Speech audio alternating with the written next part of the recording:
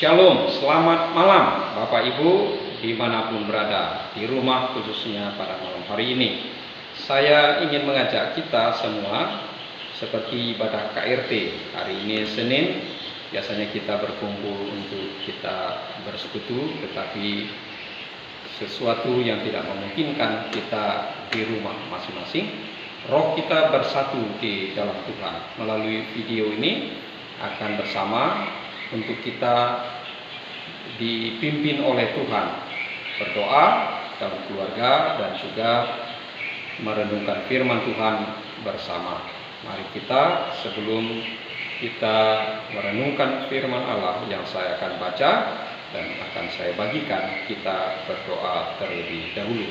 Mari kita berdoa. Tuhan Allah yang empunya firman yang berkuasa. Oleh firman segala sesuatu dijadikan, tanpa Engkau tidak ada sesuatu yang telah jadi. Kami akan hidup oleh firman, karena kami membutuhkan Engkau. Oleh sebab itu kami membuka hati kami untuk kami diisi olehnya. Berbicaralah ya Tuhan, karena kami siap untuk mendengar. Di dalam nama Tuhan Yesus kami berdoa, amin. Bapak Ibu, malam ini kita melanjutkan renungan firman Tuhan yang hari Jumat yang lalu terambil dari 1 Tesalonika pasal yang kelima ayat 16. Malam hari ini kita baca dan kita renungkan di ayat yang ke-17. Firman Allah berbunyi demikian, tetaplah berdoa. Tetaplah berdoa. Ini adalah ayat yang terpendek dalam Alkitab, hanya terdiri dari 2 kata, tetaplah berdoa. Hal yang sama disampaikan oleh Rasul Petrus kepada jemaat yang ada di perantauan, yaitu 1 Petrus pasal 4 ayat 7 yang berbunyi demikian, kesudahan segala sesuatu sudah dekat, karena itu kuasailah dirimu dan jadilah tenang supaya kamu dapat berdoa. Kita perhatikan kata karena itu kuasailah dirimu dan jadilah tenang supaya kamu dapat berdoa. Sepertinya perkataan Rasul Petrus ini ada hubungannya dengan ayat yang ke-16 dari 1 Tesalonika pasal yang kelima ayat yang kita renungkan pada hari Jumat yang lalu, yaitu kata bersukacitalah senantiasa. Nah, Bapak Ibu yang dikasihi Tuhan, bagaimana orang dapat berdoa jika hatinya tidak tenang, jika hatinya penuh dengan kegalauan, kegelisahan, dikuasai oleh kekhawatiran, oleh ketakutan, dan atau dikuasai oleh hal-hal duniawi. Maka oleh sebab itu, di tengah situasi yang pelik, di sini Rasul Petrus berkata, kuasailah dirimu dan jadilah tenang.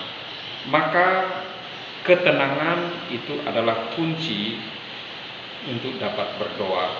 Menguasai diri itu adalah kunci sehingga dapat berdoa. Maka di dalam 1 Tesalonika pasal yang kelima ayat 16, kata bersukacita itu menjadi kunci atau menjadi satu kekuatan untuk dapat berdoa. Nah, Bapak Ibu Saudara, dalam renungan kita yang lalu tentang kata sukacita, sukacita adalah bagian terpenting dalam kehidupan orang percaya. Sukacita timbul di dalam diri orang percaya, keluar dari dalam. Jadi sukacita yang sejati bukan disebabkan karena uang, bukan karena harta benda, bukan karena hiburan, atau oleh sesuatu yang menyenangkan hati, mengembirakan hati sesaat, tetapi sesuatu yang timbul dari dalam, dan sifatnya itu adalah selalu dipenuhi, stabil, tidak ada musimnya, tidak ada perubahan, tidak disebabkan faktor-faktor dari luar, Jadi sukacita juga adalah suatu karunia dari Roh Kudus. Dalam Galatia pasal 5 ayat 22 adalah sukacita salah satu dari 9 buah roh. Sukacita itu adalah dampak dari suatu persekutuan di mana hadirat Tuhan ada di dalam kehidupan orang percaya. Filipi pasal 4 ayat 4. Dan sukacita juga adalah karena kita memelihara dan melakukan dari perintah-perintah Allah.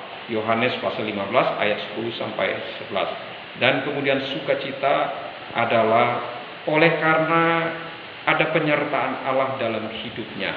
Mazmur pasal 16 ayat 8 sampai ayat 9. Maka Bapak Ibu Saudara, marilah kita di tengah situasi yang kita alami sekarang ini terjadi, apapun kondisi kita, apapun keadaan kita, mari kita datang kepada Tuhan dengan tekun, kita berdoa, menaikkan doa-doa permohonan kepada Allah, menaikkan puji-pujian kita kepada Allah, mempersembahkan syukur kita kepada Allah dengan tiada jemu-jemunya. Allah sudah menjamin memelihara kita, maka kita tidak perlu lagi khawatir. Kita tenang, kita menguasai hati pikiran kita, cerahkan, tenangkan pikiran kita dengan firman. Maka oleh sebab itu banyak berdoa dan baca firman Allah.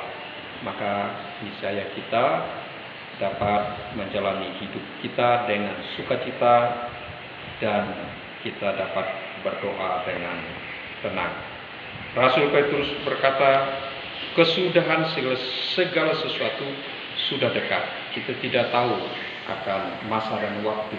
Jika Tuhan menghendaki dan saat masa-masa yang seperti ini adalah penghujung dari zaman yang Tuhan tentukan, maka kita dalam keadaan siap sedia untuk menantikan kedatangan Tuhan kali yang kedua. Kiranya renungan yang singkat dan sederhana ini boleh memberkati kita sekalian, saya dan Bapak Ibu Saudara sekalian. Mari kita berdoa. Terima kasih Tuhan untuk firman-Mu. Rasul Paulus dan Rasul Petrus berbicara tentang hal yang sama, tentang berdoa.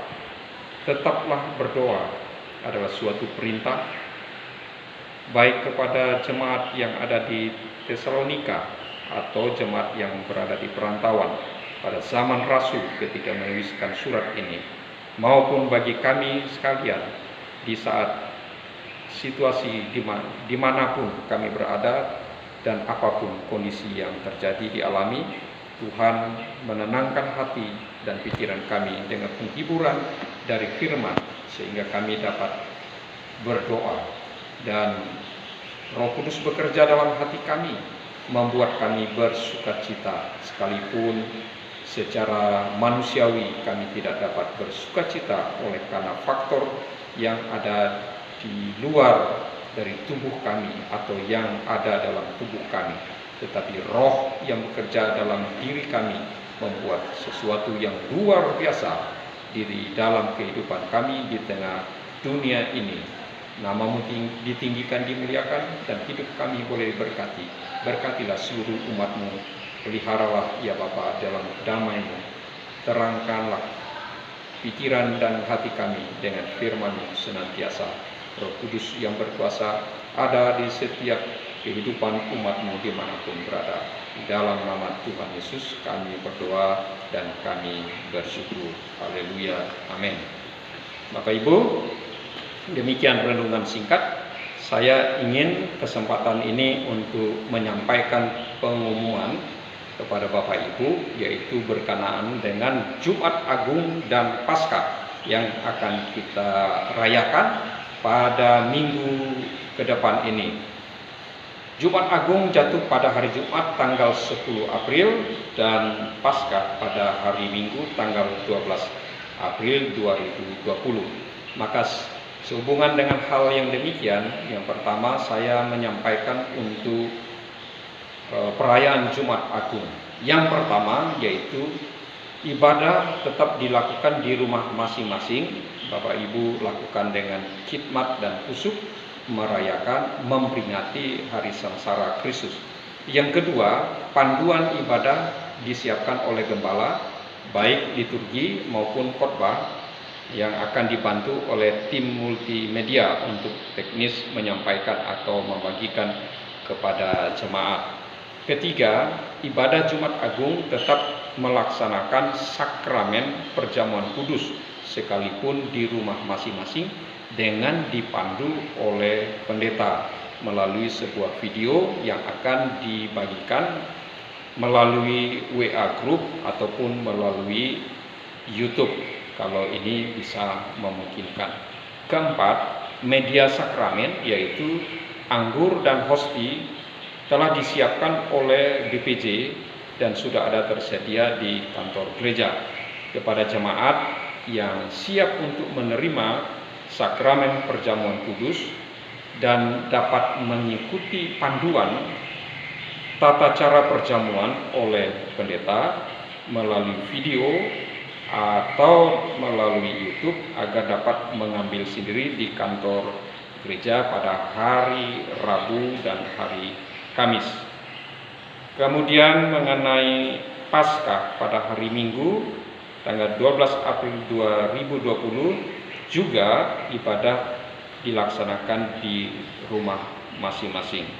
Adapun firman Tuhan akan disampaikan oleh Evangelis John Head di kantor STH MSI, disampaikan melalui video lewat WA Group PPK atau melalui YouTube jika hal ini memungkinkan. Demikian informasi dapat kami sampaikan, Bapak Ibu. Kiranya Tuhan memberkati kita. Selamat malam. Shalom.